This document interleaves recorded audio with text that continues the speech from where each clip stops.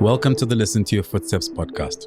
I'm your host, Kojo Bafun, and this podcast is an extension of my book, also called Listen to Your Footsteps, which is a collection of essays, reflections, and poetry on things like fatherhood, identity and belonging, growing up, creativity, and the lessons learned. The purpose of this podcast is to gain insight and learn from the journeys that others have taken.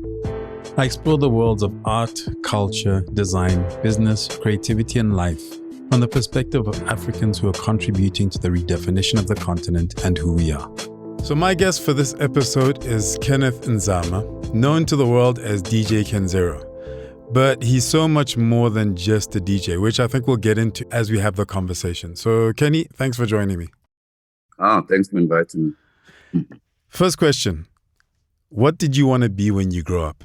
Man, I didn't know for a long time. I think when you're 5, 6 at school, when you start to be brainwashed into being a fireman, a policeman, or a doctor. That's my formation of what that is. But from the non-privileged situation I had, I didn't see any of those happening. But growing up on and on, then, primary to high school, you start thinking of the in-fashion professions at the time. So accounting was really hot. I think being a doctor was standard, being a lawyer was standard, but accounting was hot. I think maybe the reasons of why you choose those careers in fashion at the time is because you see the families that are in those professions succeeding. So accounting became a little closer to me because I did it in high school, later in high school. And then, accounting was the thing I wanted to do because it was going to make me money, not because I really loved accounting. And it was a new career that didn't exist, before in the 70s, or at least to Black people. Yeah. And then, and then high school came. I stuck with accounting until my 3rd year, and then I quit at my 3rd year, and then I did music. Where did you grow up? Soweto, Rockville, between Rockville and Mapetla. Born in Paraguanas. Soweto, born and bred, you can say thoroughbred. Yeah. Yeah, so, and then obviously the larger parts of Joburg, kind of like Joburg North, starting to work, as a teenager, semi-teenager. You work at these malls. Some family members would happen to be moving around, and then you get to see the suburbs through their eyes and where they live. And Joburg at large, but for the most part, for my kind of formative years in Soweto. I think it's interesting for people like me who came to Joburg, who moved to Joburg at various stages, at various ages. Because for a long time, I'd find that I'd sit in circles, sitting at lunch with a group of friends, and we'll find that fewer of us actually came from Joburg. More of us have actually moved to the city. So what's it like being let's say a Joburg, / Soweto, born and bred, in a city which has a lot of migrants to a certain extent? Yeah, I think it can be confusing at first, at early age. I think if you bring the political side of it, we were closed off from the continent and the rest of the world. So we thought we were alone. We knew there was a world outside of South Africa during apartheid. So you didn't meet a lot of people from outside at the time, maybe till like late 80s. Then the 90s come, and then there's this big influx of our African brothers and sisters from the continent and the diaspora and every other nation in the world. So I got exposed to a lot of non-South Africans, non-Sowetan, non-Joburgers in the 90s, mid-90s. So it is interesting that you see it that way, where I know a lot of people around me are Sowetans or township born. So I think in naturally, the people who are not from a city, they gather together, and vice versa. So I saw it like that, and I think my introduction at varsity to people from outside the country was one of the first things I learned. Like, oh, they speak different. You're from Senegal. Conjure Senegal on the map. because all that stuff we were deprived of from an Yeah. education point of view. We were not supposed to know where Senegal is, where Ghana is, who Kwame Nkrumah is, who Fela is, and so on. So as a Sowetan, it was very insular. It was very closed. It was very about the struggle that we had as Sowetans, as people from Joburg and now New Gauteng. Before then was Transvaal. So yeah, your struggles were really around the people around you. What you're gonna do next? What's your contribution to the struggle if you were inclined that way? Yeah, so I think it was interesting and amazing, and I loved growing up in Soweto. I own it with every part of my fabric, because now I'm proud of every Sowetan that's doing well. I'm proud of anything that Soweto that's kind of been taken to the world. I feel like Soweto people, I can compare them to people from Brooklyn. They stubborn about where they're from. And Sure. they don't really care about who comes from where, Because I mean, people from Brooklyn, they're not in the States. They're from Brooklyn. Then they're from New York after, and then they're from the States after. They're not from. It's not the other way around. I don't know if that answers the question.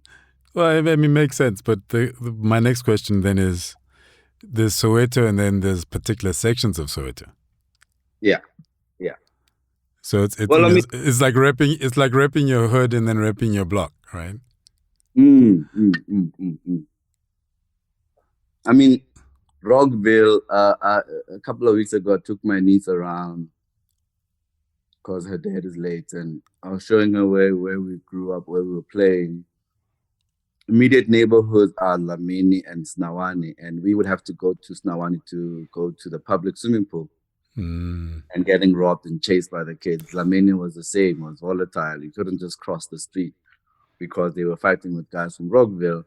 Then you think about Togoza Park, which is going further out to Rockville, to Mfulo and Zulu section. So just those sections alone, getting out of your little block was also like a mission.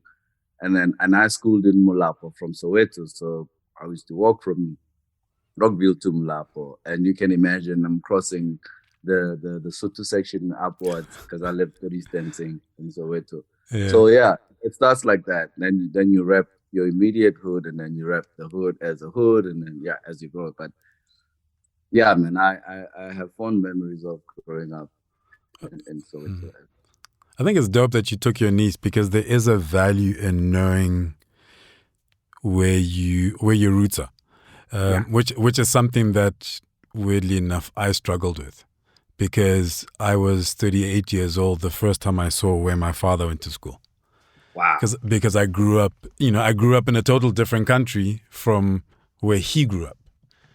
So, it was at 38 years old that I went to Ghana with him and drove the streets of Accra, and he's like, yeah, I went to school there, and we used to hang out there, and we used to do this there. And it was surreal. And it's something that I wish I'd been able to access and tap into at a much earlier age. I see. Yeah, she's 16, so it was actually like a little, I almost shed a tear, because like my older brother's passed on, so I was showing her where we were running around, being chased, where he fell, where we used to fight, where he went to school, where he went to preschool. But that was also a reflection on my end as well while I was showing her. Yeah. So it was interesting. Yeah. So how do you go from accounting to music? How do you negotiate that at home? And is there an influence that made it easier to make that mental leap? I don't know. I have no like divine explanation. I knew I loved music. It was kind of like something at the back of my mind. It wasn't if you know my personality. Basically, my mom always asked me, "How are you in this industry? And you're a hermit. You're so secluded. You literally like your own place. How are you in the space?" So I didn't see it happen because the music industry. But all I know that musically I loved songs that were produced by certain people. I used to dissect songs just for fun as a teenager, like imagine if I was a machine that would separate the bass from the rest of the instruments, the voice. And I just did it for fun in my head. I didn't know that it was until I started to learn, oh, that's producing. That's what someone does. That's like later in my team. But it wasn't something I thought I would want to do because I didn't have the machinery, the connection. No one at home is from the music industry. So I wasn't even close to anything remotely music for me to be able to go, oh, okay, I see the machines, I see the drum machines, I see the keyboards. Never been around the keyboard till like later in my life. So accounting it was. One of the first from my immediate family and my mom who was going to qualify and become, have a degree.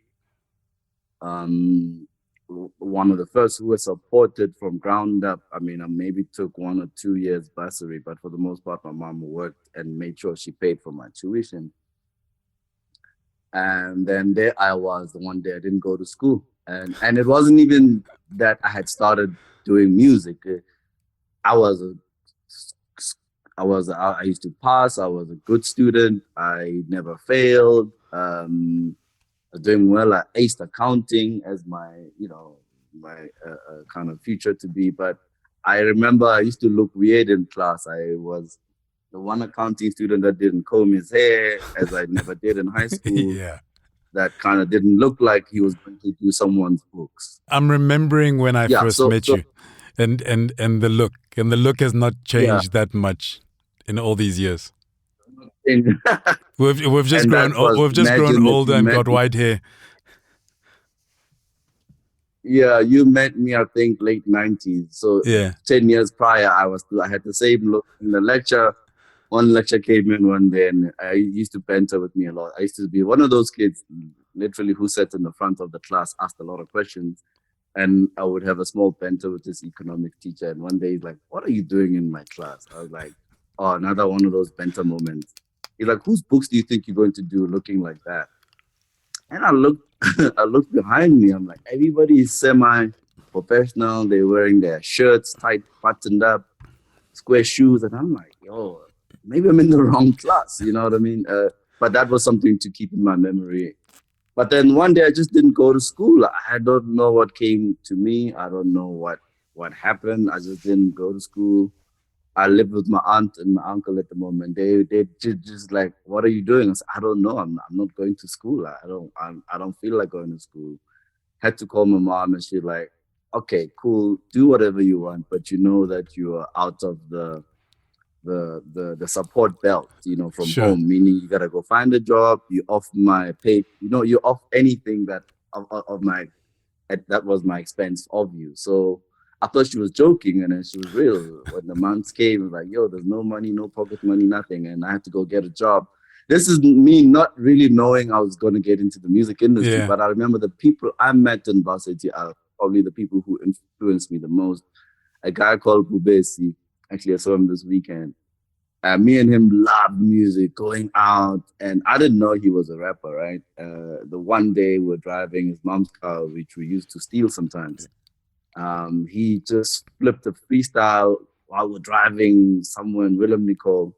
And I was like, wow, you can rap, I just thought we liked hip hop together as a collective. And I was like, if I produce for this guy, because he has a rapper next to me, I can be Premier, he can be Guru, Pete Rock, CL Smooth. Then it was like a matter of, let me find out what the producing thing is. And by that time, I was around people who were now making music. I was like, oh, okay, that's how you make music, drum machines, keyboards, computers.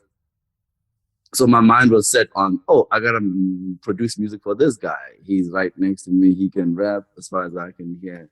And I started buying records. I started looking at the people I looked up to producer-wise who were doing what I thought I would do then. This is like in my after 21, by the way. So I started collecting music because Pete Rock, DJ Premier, and J Dilla collected music. I started DJing because Pete Rock DJ'd, Premier DJ'd, and he produced music. And I wanted to go through those steps, collect, DJ, and make music. And in the trilogy, the DJ bug captured me more. Not that I loved it more, but it became more, it took more of my life than the producing I really wanted to be. So essentially, I didn't want to be in front of the stage and doing what I'm doing. I wanted to be behind the boards because it spoke to my character. But the DJing thing happened to be taking place. Maybe I was good at it.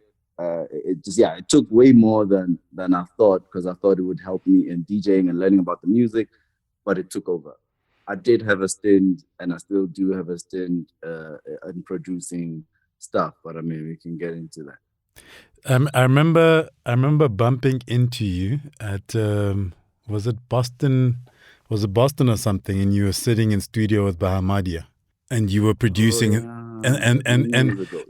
And for me, it was the first time, because I mean, we first met when you were involved with organics at the old baseline. I used to come to your poetry sessions. Yeah, I first saw you, didn't meet officially at Jungle Connection when you were still going by the name Monster. I saw you on stage, a very long time being introduced on, and I expected a very scary character, and I was like, Monster? It looks like that? Okay. Meanwhile, like you, I prefer to be.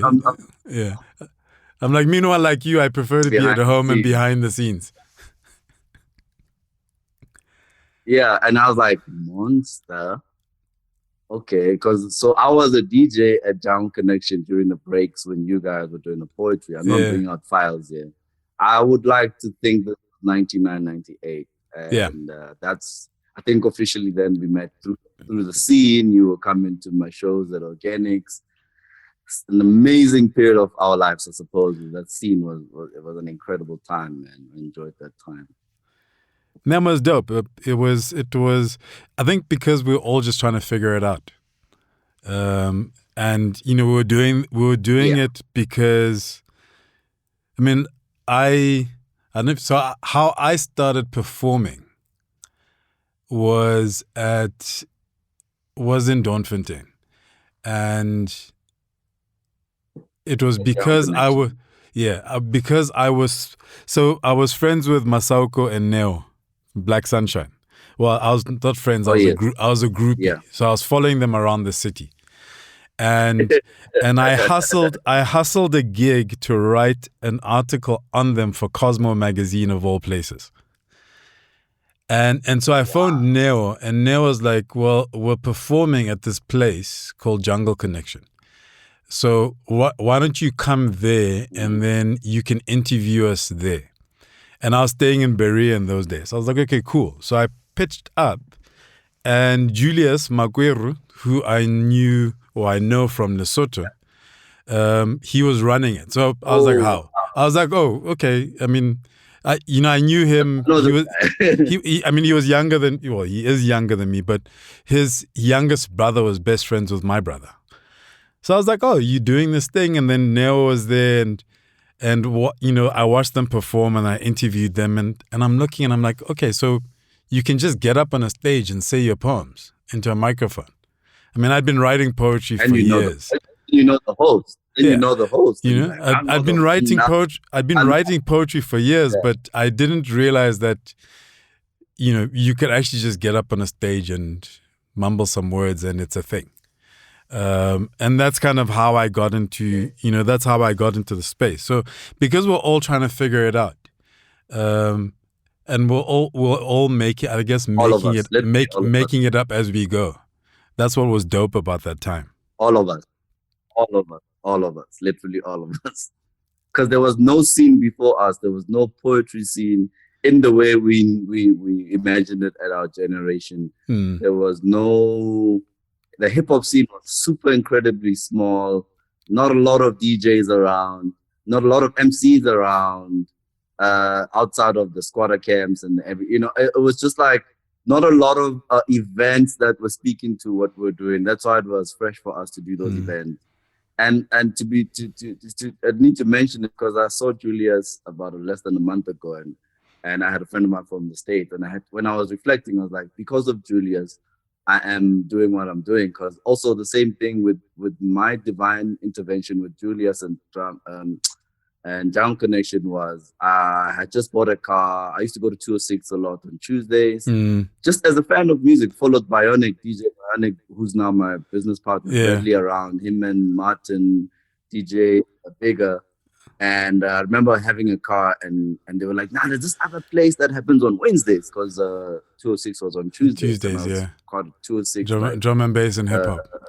Faithful. And then I drove there with my new car, a little Beetle that I was driving because I wanted to drive a Beetle. I remember your Beetle, yeah. I was walking into Jungle Connection.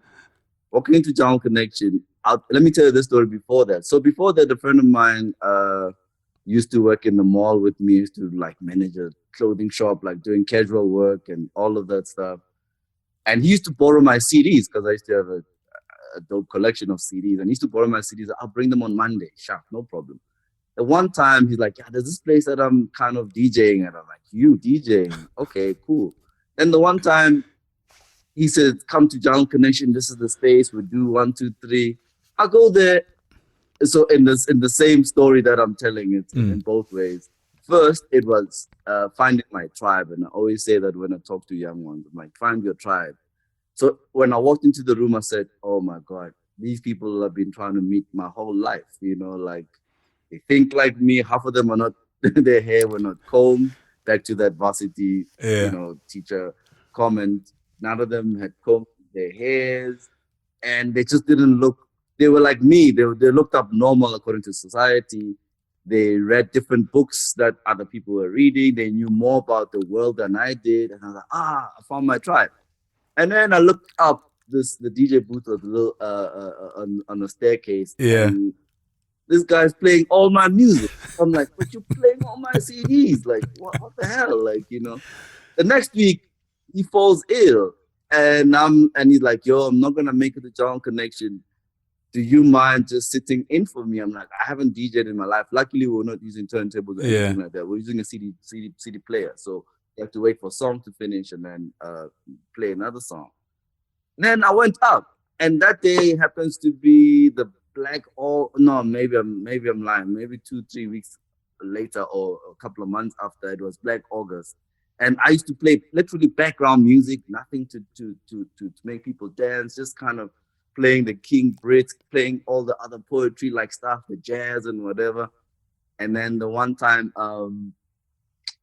Dead Press came, and I remember people being on the tables dancing, and I was like, "Okay, I think I know what my calling is." And to answer your question back, prior to this, only then I found my tribe. Then I knew that one of my callings was now music. Now I was serious in what is it I'm going to do in music. DJing was first, collecting music was second, producing was third. So that trilogy still remained. And yeah, Jungle Connection was a revelation for me. What were the early days of DJing like? Because so you were in Joburg, you're running Yada Ganex, you're doing the stuff at Jungle Connection, but I didn't know you as a DJ, right? So I knew you as a person who organized these. Was it the open mind sessions, and into music and part of the scene and part of the community, and then you disappear off to Cape Town for a while, and then you come back, and all of a sudden you are DJ Kenzhero. What were those early days like? What's funny is I was DJ Kenzhero before I left. So in the scene, I started playing. So the organizing and the DJing was concurrent. So I actually, if you recall, used to DJ at my own parties. I used to do the intervals, DJ between, because I really wanted to set the mood the way I wanted to set it. And I organized these shows with a gentleman called Eric Mutlong back in the days, and he was doing more the runarounds, and I would DJ, do the runarounds. So DJing was interesting. Wasn't a lot of DJs. There was a lot of DJs in the house scene that I knew personally too, but there wasn't a lot of hip hop DJs or people who were committed to hip hop in that way. So DJ Bionic, Blaze, without failing mentioning the Cape Town community, but Joburg-wise, Bionic Blaze, Dollar, a few other DJs were doing it. And even some of the house guys would play hip hop before they went on to their house sets later in the night. I started then collecting this weird music. And I remember I used to buy music at flea markets, and a friend of mine used to laugh at me like, yo, people are buying music at record stores, you're buying your music at flea markets. What kind of DJ are you? And I thought that was a comment that made me realize I'm trying to separate myself from the rest. So I was buying Nina Simone, Louis Armstrong. One of my first buys was at a flea market in Rosebank. This old man, I think he passed on a couple of years ago. He was literally putting me on to jazz, like, oh, you don't know this Birth of Cool, Miles Davis? I'm like, no. He's like, oh, this album changed the face of jazz. Okay, let me buy it, Years later, I formed a group with my colleagues called Rebirth of Cool. You know what I mean? So these things came back to me after buying Miles Davis' Birth of Cool back in the days. And so, I was buying all the weird stuff. Funny enough, that stuff was more to sample than to DJ, than to play, because I wanted to be a producer. If you think about how a hip-hop producer back then survived, it was you buy all these old records, you find samples, you chop them up, you make a beat out of them. So I was buying a lot of old music. Even now, my collection had more obscure stuff, more jazz than I do hip-hop records, even back in the day. So I was buying music to sample. But then I was organizing the shows because there was no scene.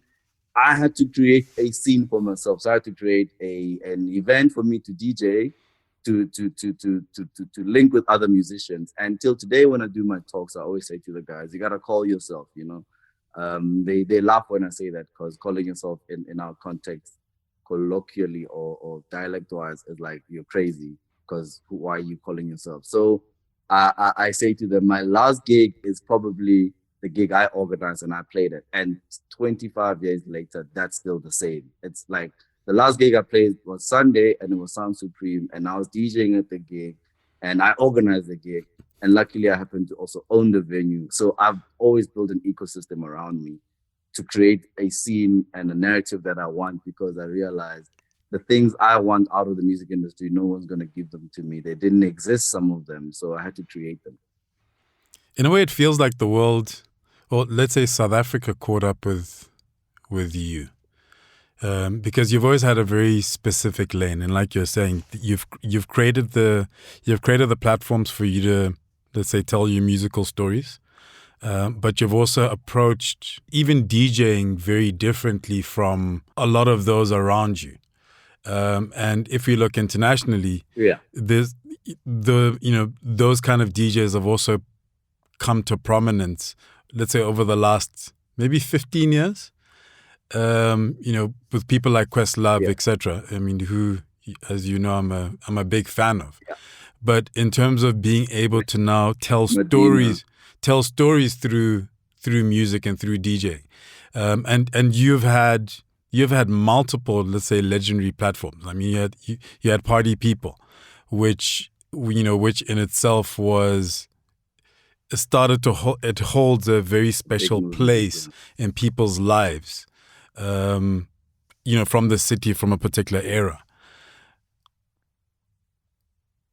Yeah. So I mean, I've always found it interesting how you created those platforms, because, like you're saying, you're creating a holding space for yourself because you approached it very differently. Yeah, I mean, the event I'm talking about, I played at, is Sound Supreme, which you're very familiar with. Yeah. But let's say I started with Organics with Eric Mutlong in the late 90s into the early 2000s. I left for Cape Town, and I worked with Masauko and another friend of mine, Koketo Sachani. We did poetry sessions called Native Yard. So I've always been around or had a movement alongside me. Then I came back to Joburg, did Party People. And then I started another movement, Obrigado, with two other gentlemen. And now I've got Sound Supreme. So I've always had a movement at every era, if you may, that's going to aid my musical sort of like need in a way where I need to share it with the music. And now I play Brazilian music with Obrigado, which is also interesting because I just know that music is so big and vast. But yeah, I had to create these lanes for myself because I don't think they exist. I mean, right now, if you go in and around Joburg, South Africa, for the most part, you will not go to a place and never hear a Brazilian-inspired DJ playing a small section of Brazilian music. People were not brave to do it like that. The same way people will not do an open format set. Open format set meaning I would play hip hop to jazz to drum and bass to lounge to whatever, and I did that back in the days. And I remember even during Organics that times, C Live and all the DJs around. During a break, I wouldn't play hip hop per se. I would play Nina Simone song. I'd play Miriam Makeba song. And even then it was positioning my DJing sort of like angle from the rest, because everybody will just play beats. And I'm like, yeah, but we all know beats. But how about we play other music? So I've always kind of had that edge about myself when it comes to creating my own space, my own lane, my own music, even my own events, and now my own venues, if anything, you know. So yeah, it's not easy. It sounds like easy as I say it, but it's actually very tough. You are listening to the Listen to Your Footsteps podcast, a podcast in which I chat to Africans from a cross-section of society and sectors, including art, culture, design, business, and creativity, to name a few. I delve into their journeys, the decisions they've taken to get to where they are, how they do what they do, and everything in between. Essentially, we go wherever the conversation takes us. How do you decide on what's next? I mean, and I'll say, for example, like a Obrigado, where it's, like you're saying, very, Brazilian influence, etc. And it's grown out into something much bigger, which we can talk about. But, where's the starting point? Yeah. Because, you were playing, we were hearing you playing certain music, right? And it was a mixture of music, and that I've always loved how you would play the original and then play the hip hop song. So it's like educating people as you go. But that's how we knew you, right? So that's how we knew you, and then all of a sudden, well, what feels like all of a sudden, there's this Brazilian thing going on. Yeah. So as I'm talking to you, I've been offering myself more to doing talks, to taking on mentorships and stuff. And that's kind of how I reflect on how I built my career. And it was actually the very simplest of things. Every year since 2000, since 1999, I have a book, a notebook, a scrapbook, a painting book, a whatever book where I write my ideas. I actually have a blueprint of ideas of organics open mind sessions and how I workshop that, came up with using the X instead of the CS. Every idea I've done, I literally have sat down and wrote it down. Sometimes they manifest earlier than others. Obrigado took almost 10 years to become Obrigado. So 2004, I did a mix while I was living in Pretoria in my transit from Cape Town called Going to Brazil. And all I did was compile all these Brazilian songs that were hip hop, jazz, and whatever else that I liked. I just did a mixtape on vinyl, called it Going to Brazil. Left that idea alone, started collecting Brazilian music as I go. And maybe 2010, I started operating as a small little agency, like a boutique agency of like 3 or 4 or 5 staff members. We used to churn out ideas and put them away, and Obrigado was one of them. And I imagined this music being played at the beach, but we live in a hard concrete jungle in Joburg, and Braamfontein happened to have a fake beach, if you remember, there by Braamfontein. And that's when the idea was, wait, there's a beach in Joburg? I have had this idea for a while. And when I met Muzi, he's like, yo, I need to work with you. I said, I have an idea in the shelf. Then we basically rehashed that idea and worked Obrigado. So it took 10 years. And then 10 years later, I went to Brazil after putting it out in the naming of my mix called Going to Brazil. Organics, I remember like vividly how I came up with that. Myself and Eric were very close. And we gave ourselves homework. We said, cool, I'm taking leave for a week. I want to sit at home and come up with an idea. The scene needs something, blah, blah, blah, blah. I was walking underground in Rosebank and I saw a face of a person. It was just like a picture that looked like a mic, like, you know, those old school mics that MXO and them had. And I was like, yo, and that time open mic was a big thing. You know, everybody had an open mic at events, at hip hop events, at poetry events. And I was like, I actually hated open mics because sometimes you get really, really, really shorty people who didn't know how to rap. And I was like, open mind rather than open mic. After seeing this person's head silhouette, like, it's a long story. And then I went home, I wrote it all down. I actually have a super blueprint of that idea. Obrigado the same way.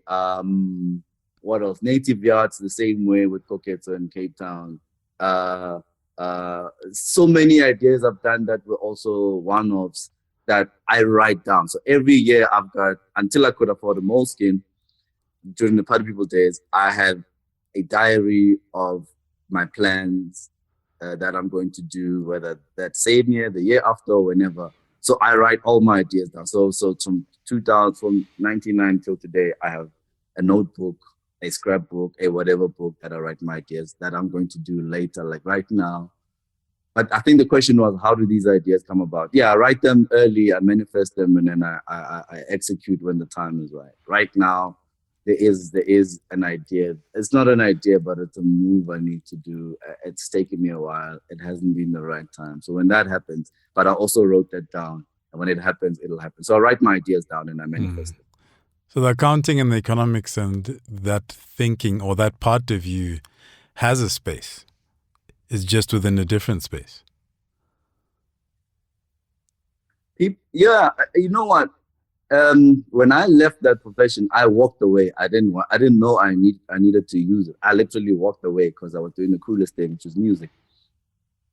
So I MIB'd that idea. MIB meaning Men in Black, you know, when Will Smith does that little thing that makes you lose your memory. So I literally tried to that, and then it didn't come back as strong as I needed it later in my life. And a lot of people think, so the accounting works. Not really. I do have an understanding of how to read the books. I hate that kind of admin actually now. I hire people to do that stuff, but it doesn't mean I don't have an eye for it or see what a balance sheet and an income statement is. Obviously, accounting has evolved. I mean, I left accounting when it was becoming pastel and everything. So it hasn't necessarily helped directly, because when you're a creative, it's hard to split your mind, and that's why it's hard to own a venue, because you still got to deal with reports and paperwork and reading statements and being excellent on Excel, which I'm not, and being excellent in just crunching the numbers, because that takes time away from the million other things I'm doing. So you almost have to realize you have to hire some skill without having to do it yourself. So imagine if I was accounting at night, DJ by night as well, restaurateur by day, a conceptor by a curator, a consultant. So there's no time. So for skills that I can't do physically, I outsource. So I mean, I believe that a lot of these things, it's how they influence the way we think and how they influence the way we process information. So not necessarily doing the actual work. And I can't remember who said like the smart person always has people smarter than them working for them, right? Doing the things that you cannot do. But I do get a sense, we've known each other for some time now, so I do get a sense that foundation gives you a way of thinking and understanding that, for example, these are the processes, these are the systems that need to be in place.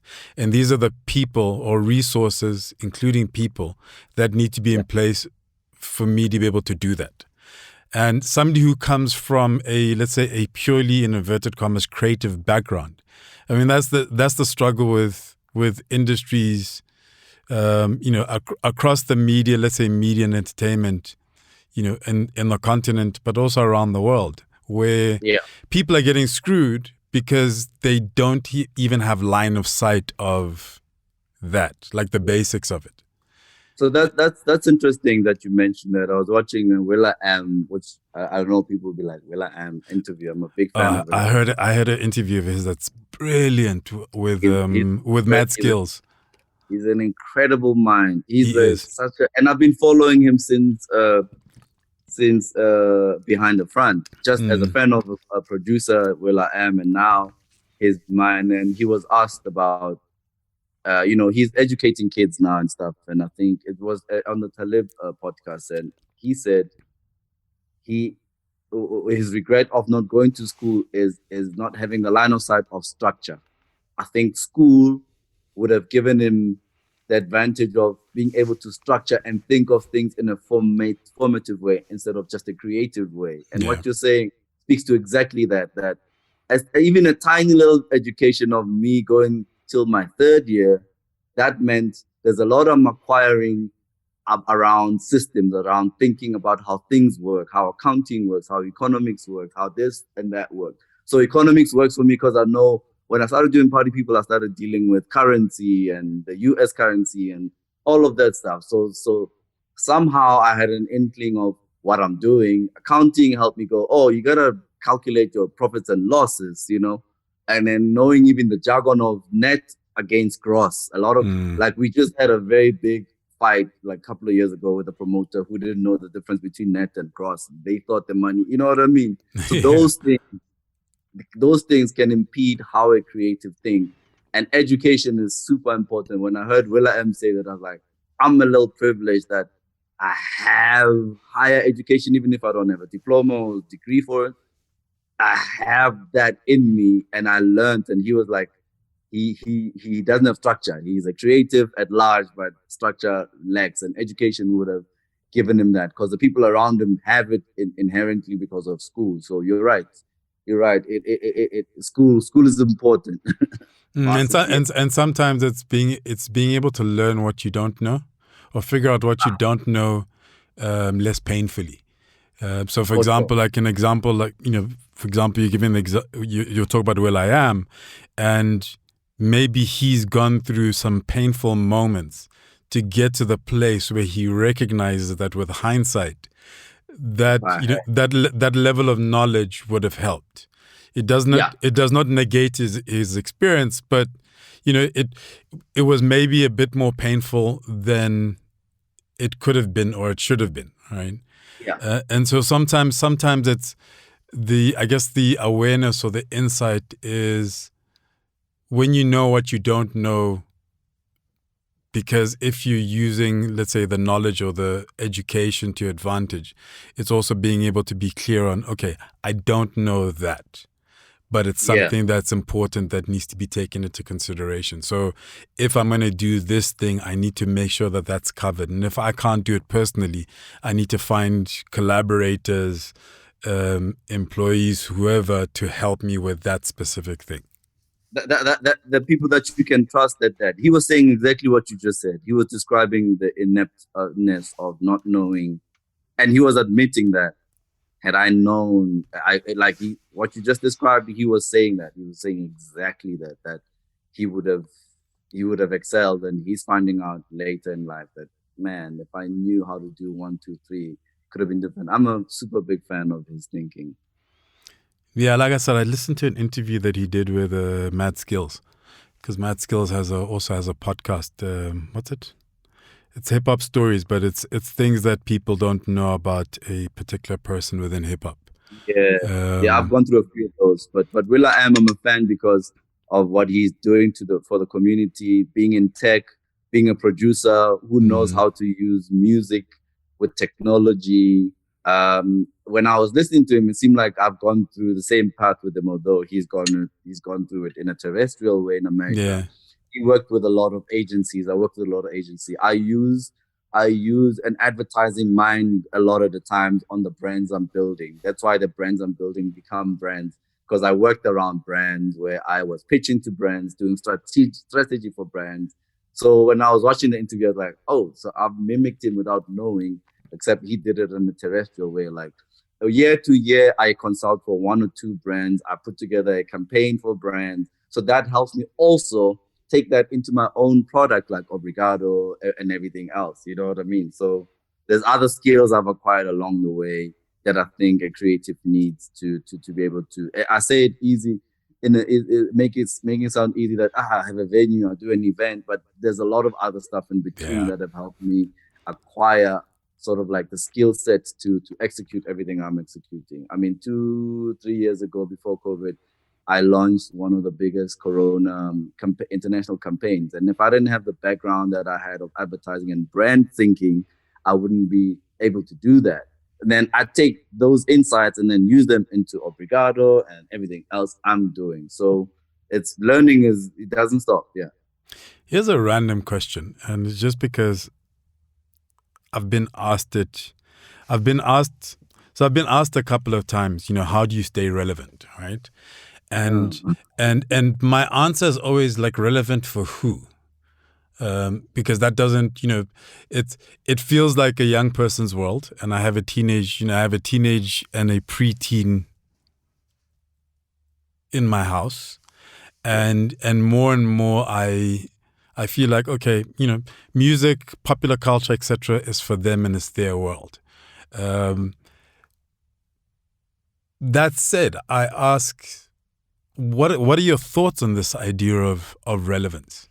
In terms of what you do, because and the reason why I'm asking you is because you've literally built these worlds that weren't dependent on being trendy. Yeah. So that therein lies the answer too as well. So I think it's a warped question to ask. It's too generic to ask certain people that question, and my brain doesn't function in the world that look at relevance maybe in a general way, where people say you need to have a hit to be a high performing musician. You need to, you know what I mean? Like for example, it's a shame my account was hacked, and I'm not hacked because and the people are fighting like, you need to be on Instagram. How I'm like, yes and no. I'm like, I'll get back to it. And on Saturday, testament to my answer, I had a few friends of mine that used to come to Party People back in the days. They were showing me pictures, and I always say this to people: there's a thing called audience development. So when you walk with that kind of thinking, where you think of audience development, you're not thinking about audience relevance. You're thinking about the audience I have developed, I've grown with since those days. These guys now work, they're big people in big positions. So that market that I have, I still have. I've never lost it. So I'm relevant to the people I've been relevant to for as long as I've been in the industry. So relevance is not how it's applied. It applies to the generic kind of commercial world where people see it as and kind of like this. You need to have a hit. Like I have a lot of people I sit in a room with who don't even know who I am, and I'm fine with that because the people that know who I am know who I am, and that's why I don't fight the relevance idea. If I need to make the answer short, is I can sit with people who don't know who I am, but knowing that I have a lot of people who know who I am, that's who I'm relevant to, without trying to stretch this answer very long. Yeah. Like I said, it's a weird question, and it's one that I get asked. And as you're speaking, I was just like, let me throw it at you as well. Because there's this assumption that when you occupy certain spaces, you must be plugged into everything that's going on. And like you're saying because when you were hacked, I sent you a message and I was like, Chief, I remember, have you been hacked? Because I'm looking at this message and it's not you. But yeah, it's also we're in this world where it feels like everybody must speak on everything, and everything that happens, you must have an opinion, or you must make your presence felt with everything that's out there. And I'm finding as I grow older, I'm just like, actually, I don't really care. Can I do the work that I want to do? And can I live my life the way I want to live it? In my case, a lot of it depends on, and I did a workshop class with 20 students who didn't know who I am. Maybe one or two did. And after that class, they were like, "Oh my God, this guy," And my one of my themes were my network is my net worth, and it sounds like a very cliche thing to say, but I was showing them my relevance in my network rather than the public relevance. They were like, da da da. I was like, yeah, I was speaking to such and such not so long ago. They were like, oh yeah. So, okay, when Black Coffee did his first Beats One show, he called me. They're like, you? I'm like, yeah, go look at it. Like how I did this, and then I remember I made all on the day to someone they didn't think I knew personally because I don't take pictures with them. So my relevance lies in my network, if anything, where I'm like, me and you know each other. People don't even know necessarily that we know each other that close, Yeah. Because I don't move like I need to show people I'm friends with Kojo. Hey, you know what I mean? So my relevance remains in that. And I was telling a friend of mine whom I've helped produce an album recently that, look, there's a lot of studies one can always look at on how to maintain relevance within your audience, on how to do audience development. Someone who's a very influence to me is Alchemist, at how he approached music later in life, and he abandoned the relevance question that we're asking into Bandcamp and how he's farming his own audience. Work with those 100 people you have, Chief. Yeah. You know what I mean? Yeah. Work on them. Work with them. Be a part of. Ryan Leslie is another good study of how to be relevant without being in that commercially known Ryan Leslie. We know Ryan Leslie is differently, but you survive. You still feed your family. You don't have to feed the beast. You know what I mean? So that question is an awkward one to answer if you have one type of mind of thinking. Yeah. Okay, my last question, and this last question is it's actually for me. How do you craft a set? How do you decide when you're gonna play? How do you decide on that set? It changes every time. The approach is not one. I don't have a pragmatic approach, but again, going back to the DJ workshop I did, I was explaining to the guys, I was actually blessed that I taught myself how to DJ. I think if I had a master, a teacher, they would have told me about a lot of the dons, and I was doing a lot of the dons on the dance floor. I was mixing genres that didn't mix at times. I was going from funk to jazz to hip hop to whatever, but I feel like if I had a lecture or someone, they'd be like, no, you must stick to this. You can't play a hip hop song. The guy asked in the workshop, how do I go from a house song to a hip hop song, house song that could be 118 BPM to a 90 BPM? And I'm like, I've done it. Like, there's tricks, there's ways to do it. You get on the mic, you put a delay, you put a stop. All of that is part of the science, So preparing a set for me is 25 years of everyday work, where yesterday, like every time I'm doing admin, I'm listening to songs, I'm watching YouTube, I'm doing this, I'm putting songs aside for my next set. So if a show comes, I already have little pockets of sets that are on the side, traits that I've created now digitally. So when I go to a set, generally I'll have an idea of what I'm going to do, and then sometimes throw that idea away right on the spot because of one song. Because the three songs I'm playing are going to set the tone of where I'm about to go and where the crowd is willing to go. And that change from set to set. So I have maybe different sets in mind and in my crates. And there's also the use of experience of songs that have worked before in different audiences. So you've got these like little sets that you kind of know work. There's like tricks, like, there's songs we call in the DJ party tricks. You know that whatever happens, you're going to play the song, it's going to start the dance floor. So you use all these multiple tricks to build a set. And then, if you find an audience that's receptive, you can go deep. You find an audience that's tough, you can come to your party tricks and on your hits. If you find an audience that's come for you, like Saturday, we're doing Sound Supreme, and I refuse lately to play main sets because even those have become, I don't want to be closed in that box of, you must play the hits. Even within my audience that don't really do the commercial stuff. So I remember Reiko he said, even underground has commercial, like even people underground. Absolutely. You have the songs that are commercial to you and they become boring after a while. So I've been enjoying being an opening DJ, you know, and I know a lot of people lately been disappointed when they come to my gigs. I've already played and left, you know, because my sets are not now about that. Like, I have so much I need to play, so much music I need to play, and early sets have always been an escape for that. So yeah, I have many sets. I prepared a set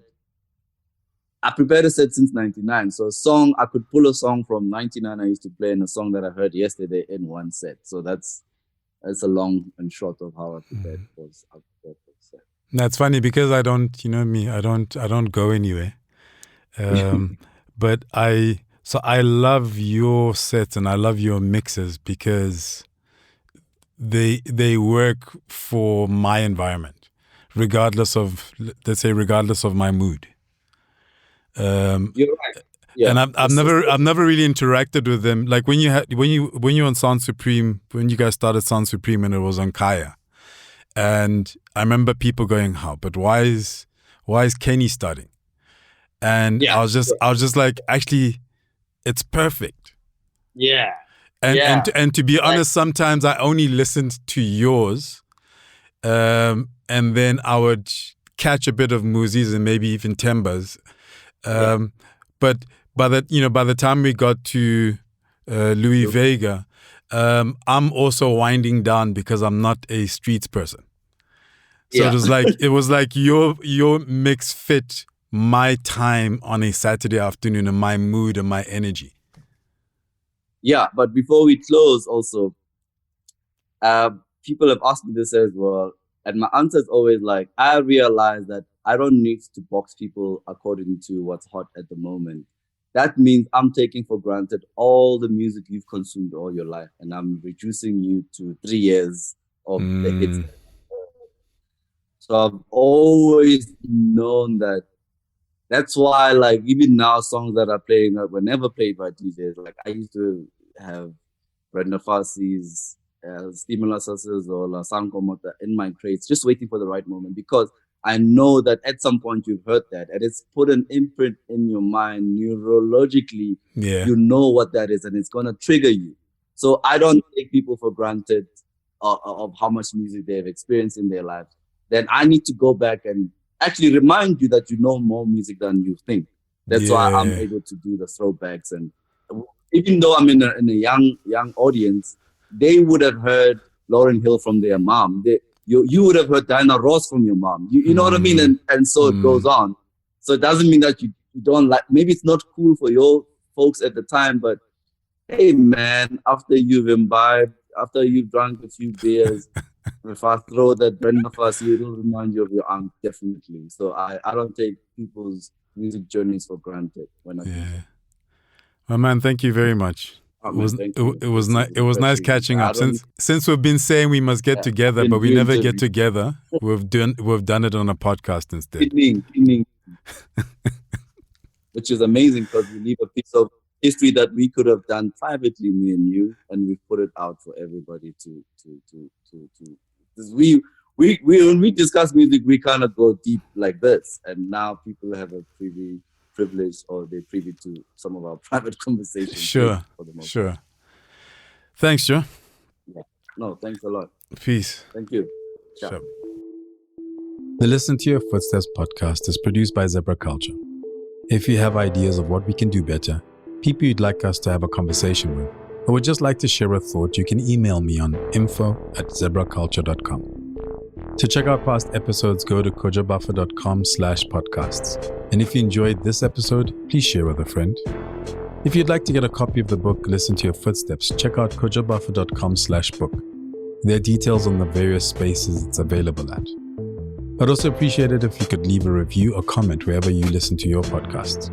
Finally, there's the Zebra Culture by Kojo Buffer newsletter, where on a weekly basis, I share a curated list of articles, playlists, videos, etc. that have caught my attention. Thank you for listening. I hope you enjoyed listening to the conversation as much as I enjoyed having it.